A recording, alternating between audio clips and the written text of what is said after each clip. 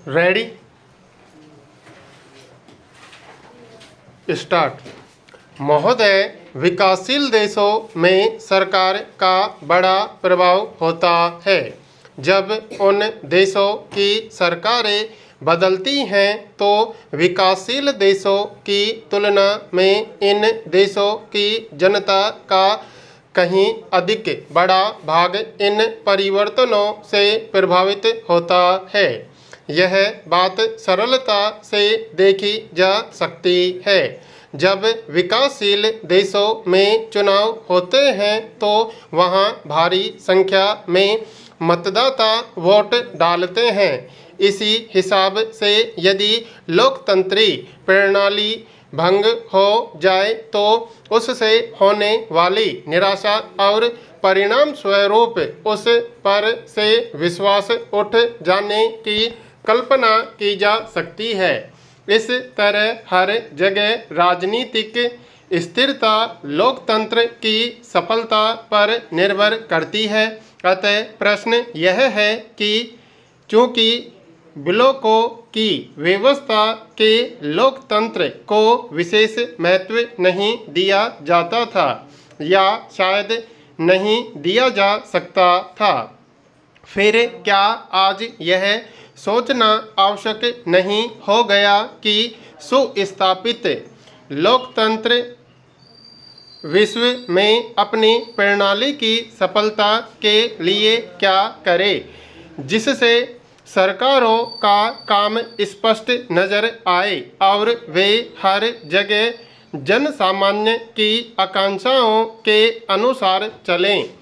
इस बात का मेरे पास अभी कोई बना बनाया जवाब नहीं है, किंतु मैं यह निश्चित रूप से कह सकता हूँ कि यह विषय ध्यान दिए जाने योग्य है।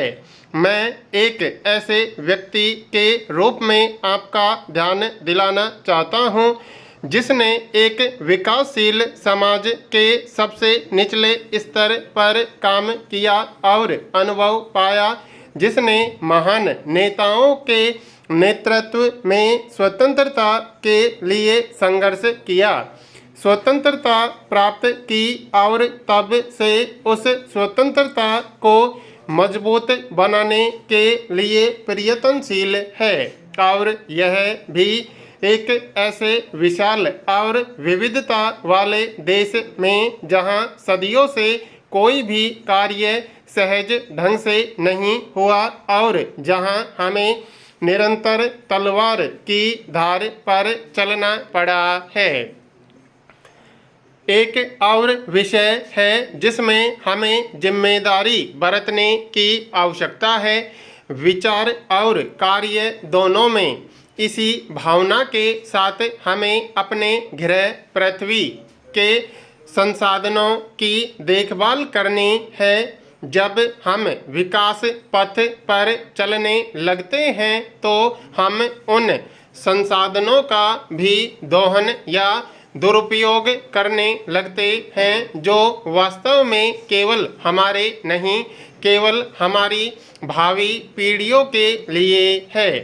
मुझे याद है कि 40 वर्ष पहले राज्य का विधायक बनने के लिए चलाए गए चुनाव अभियान में मैंने बड़े उत्साह के साथ अपने निर्वाचन क्षेत्र में सड़कें बनवाने का आश्वासन दिया था। हमने सड़कें बनवाई किंतु वनों से हाथ धो बैठे। महोदय, शायद विकास की समस्या का यह एक सटीक उदाहरण है, एक ऐसे विकास का जो अब तक हुए विकास को तथा उस विरासत को भी सुरक्षित रखे जिस पर उसकी नींव रखी गई। आज के सरल विकल्प कल हमारे लिए पश्चाताप का कारण बन सकते हैं। इसलिए एक और महत्वपूर्ण क्षेत्र जिसमें भारत व अमेरिका हमारे लोग सहयोग कर सकते हैं, ऐसी प्रौद्योगिकियों का पता लगाना है जिनसे दायित्वपूर्ण ढंग से विकास किया जा सके। माननीय उपराष्ट्रपति जी, 2 वर्ष पहले आपने एक पुस्तक लिखी थी जिसे एक समालोचक ने एक राजनीतिज्ञ का विलक्षण योगदान माना था, क्योंकि वह पुस्तक आपने स्वयं लिखी थी। उसे पढ़ते समय मेरे अंदर न केवल आपकी लेखन शैली के बल्कि आपकी विषय वस्तु के कारण भी रुचि पैदा हुई। उसमें मैंने महात्मा गांधी के बारे में एक ऐसा दृष्टांत पढ़ा जिससे मैं पहले परिचित नहीं था। आज उसे दोहराने की आवश्यकता है और मुझे आशा है कि आप मुझे इसकी अनुमति देंगे। आपने लिखा है कि गांधी जी के पास एक महिला पहुंची जो इस बात से परेशान थी कि उसका पुत्र बहुत अधिक शक्कर खाता है। उस महिला ने गांधी जी से अनुरोध किया कि आप मेरे पुत्र को शक्कर की हानियों के बारे में समझाएं। महात्मा गांधी ने ऐसा करने का वचन दिया, पर एक पखवाड़े के बाद आने के लिए कहा। उस महिला ने वैसा ही किया और गांधी जी ने अपने वचन के अनुसार उस लड़के को सलाह दी।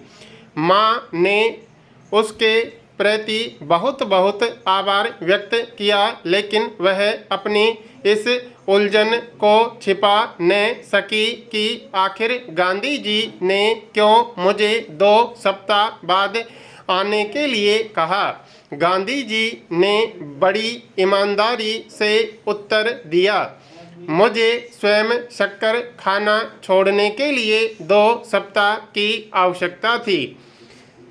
हम अब एक ऐसी शताब्दी के समापन वर्षों में हैं जिसने युद्ध की विनाश लीला देखी है, जो मानव की वैज्ञानिक, बौद्धिक और रचनात्मक सफलताओं से गौरवान्वित हुई है, जो कमी और निर्धनता से ग्रस्त रही है, फिर भी जो हमारी सामूहिक क्षमता के बल पर ऐसे समाधान ढूंढने में सफल रही है जो अब तक हमें नहीं मिले थे।